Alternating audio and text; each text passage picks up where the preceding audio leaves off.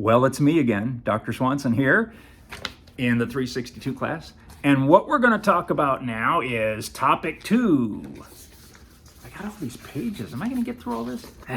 This is my plan. We'll see. This is the topic 2 video introduction, strategic writing and public relations. Okay, so in topic 1, we dealt with strategic writing, which is kind of like the overview picture of why writing has to result from a plan. And now we're going to allow you to practice in a more specific way the skills that we talked about in topic 1. So you'll need to rely on that step-by-step writing process structure that you read about and that you used on the coworker memo assignment, because that step-by-step process is really important.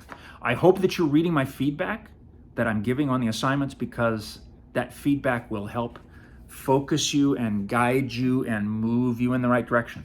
I hope that you have perhaps downloaded a copy of Swanson's Common Copy Errors, because that document has the errors that piss me off the most. The errors that come up often.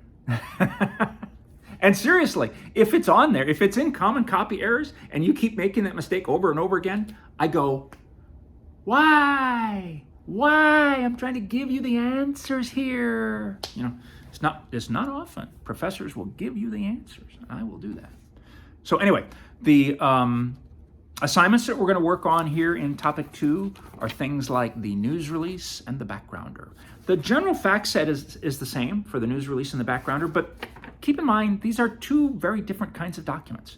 The news release is kind of like the keystone of public relations writing. It's what we send to a media person to tell that person, hey, this is a good story. You ought to run this story. We do that for clients to get clients' attention, to get attention in the media for our clients. We do that to get what's called third-party endorsement. In other words, psychologically, if you, as a viewer of the media, if you see a story in the news presented from an objective news standpoint, you are more likely to accept the ideas in that story than if you saw those same ideas in an ad, because third-party endorsement is working here. You see the media outlet as endorsing what it is they're talking about. So we like to get third-party endorsement for our clients because it makes the client's ideas seem more credible. And the news release is like the keystone for that. If you can write a news release well, you can pretty much write anything well, because the news release is the ultimate balance. It's the ultimate balance of art and craft. It has to follow a certain structure, because if a news release doesn't follow a particular structure, you know what happens? The media person opens it up and they go, they throw it away. Or if it's on the computer, they go, delete. So it's got to be structured like a news release. And it's got to be creative. It's got to be written like a news story. It's got to have interesting sentences and descriptive words. It's got to tell a good story that makes the gatekeeper go, ooh, wow, this would be a great story for our newspaper, our magazine, our TV news operation, our radio station, whatever. It's got to tell a great story. So the news release has to have this effective balance of craft or structure and art or story. And if it's got that, it's got a great chance of being used. Now, that said, 80% of news releases sent to the media don't get used. Remember that. 80% of news releases sent to the media don't get used. Why is that? Well, a lot of times they don't get used because they look like garbage. Either structurally they're not right, or from an artistic standpoint, they tell a terrible story. I've got a file full of news releases that make you go, they're awful, because they are. So that's one key reason that a news release won't get used. Sometimes it's also because the news release is just sent to the wrong medium. It doesn't fit. Long story short, years ago, I was a student newspaper advisor at Oklahoma Baptist University, and we would get a news release every year from Playboy magazine. Playboy magazine did an annual sex survey of college students. What kind of sex are they having? Who are they having it with? Where are they having it? Do they like it? all those fascinating questions. And the results were sent out every year, and the results came to us at Oklahoma Baptist University. What's the chance that we would have run a story like that in the student newspaper? Zero. Actually less than zero. I mean, to Baptists, dancing is sinful. 0.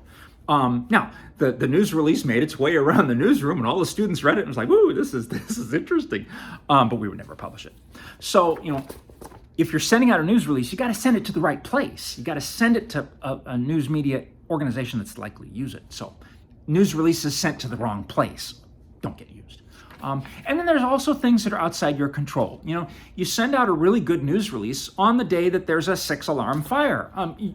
It's not going to get used because the TV station is like all over that fire, and they're not interested in what the Boy Scouts are doing or whatever it is you wrote them about. So, some of the things are outside your control, some are not, but just keep that in mind. So when the odds are already so low of your news release getting used, 20% of the news releases get used. So the odds, it's already pretty low. You don't want to make that any worse by writing a news release that's junk. I mean, you really got to be attentive to it. So we're going to practice that here. You're going to write a draft copy. I'm going to give you feedback, and then you're going to write a final copy and submit it later. So use that to your advantage, because I do the drafting on the news release because it's so important. I really want to get you to think about it. Also be aware in that news release, everything that's on the fact set doesn't have to go on the news release. This is a key concept thing. You're the PR writer, you're the editor, you decide what goes in the news release. You get to make that decision. Just because something is on a sheet of paper doesn't mean it goes in the news release. I've had clients in the past that go, "I gave you all these facts and you didn't use them all in the news release." And I go, because all those facts were not needed, and some of them were just plain nuts. So, a PR person, a PR writer, you are the editor here. You are the gatekeeper. You get to decide what goes in this news release. And don't put anything in there that works against you. Don't put anything in there that is like shooting yourself in the foot. Don't do that. There might be something like that buried in the fact set for our news release. Don't use it. If it's going to make your situation worse, don't use it. That's strategy. Strategy at play. Okay. We also got a backgrounder coming up. What's a backgrounder? Well, from the same fact set, you're going to write a background statement about the client organization. A backgrounder is not a news release, and a news release is not a backgrounder. Sometimes they're used together, but they're not the same thing. So make sure you've checked the readings on that, and you're really clear in your head what a backgrounder is and why it's not a news release and why a news release is not a backgrounder. Let's see, what else do I want to tell you here? There is some content in Canvas you'll find in this topic area that doesn't directly relate to a news release. Why is it in there? It's in there because conceptually I want you to be thinking about audiences and publics and about gatekeepers. In order to effectively send a news release to a gatekeeper, you got to think like they think. You got to think like what's going on in the newsroom. You got to know what their work is like. And I'll tell you, because I've been a gatekeeper in radio, in newspapers, in television. I was a writer in PR, so I guess you could call me a gatekeeper. I was a writer in a PR agency. But anyway, I've been a gatekeeper. Probably my biggest gatekeeping role was I was an assignments manager for a TV station in Albuquerque. I was responsible for all the assignments that resulted in stories on the news that day. And let me tell you, gatekeepers like that are very, very busy people. I mean, at my desk, I had TV screens going up there. I had the police radio. I had our two-way radio. I had my news director barking at me. I had photographers and reporters barking at me. It's just like this constant chaos. That's how gatekeepers work. And you got to understand that, and you got to write to them in a way that cuts through that chaos and gets to what is really important for them. And you don't always make it. It doesn't always work, but you got to think like they think. And bottom line, you've got to present them with a story idea that will hit their hot button, and it'll be right for their audience. If you give them a story idea that won't hit their hot button, it's not right for their audience, then you're in that 80% that doesn't get used. So it's really important to think like gatekeepers think, because ultimately, in the news release, that's who you're writing for.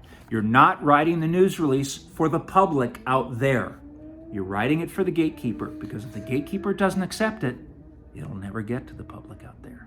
That's a key concept item. So anyway, look at all the stuff I've got in Canvas in this topic area, because all of it relates to this kind of thing. All of it relates to the idea of we, PR people, are here to make the work of news media gatekeepers easier. We are here to help them do their job.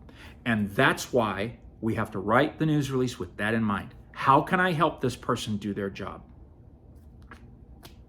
That's what our work is all about. And that's a key concept idea of public relations writing. Okay, I've burned up enough time on the clock. Those are the things I want to talk about for this topic area. Again, anytime you have any questions, reach out to me. I am here to help you succeed. And let me say too, if I haven't said this already, writing is hard. PR writing is hard. I get it. So I'm with you. If you're feeling like, oh, this is really hard. Yeah, it is. Because if this was easy, everybody would be doing it. I got my first crack at being a PR writer when I was a freshman in college. I got a job in the University News Services office. It took me a week to turn my first press release because the editor kept just destroying my copy, just circle, try again. And it took me a week to get it done. So I know how tough it is. But after you've done this for a while, it gets easier. And the more you practice, the more easier it gets. And eventually, you'll have a set of templates in your head, and you'll be able to sit down and just bang this stuff out. I've been doing this long enough. I've got the templates in my head. If you said to me, Swanson, here's a fact set. I need a PSA in an hour. I could have you a darn good PSA in an hour, probably in 30 minutes. And you will get to that point if you practice. If you follow the concept ideas from this course, use this course as your starting point, you're going to be an excellent public relations writer. You'll get there. But is it hard? Yeah. I'm here to help you though. We'll get through it together. So that's topic 2. Thank you very much for your time and attention.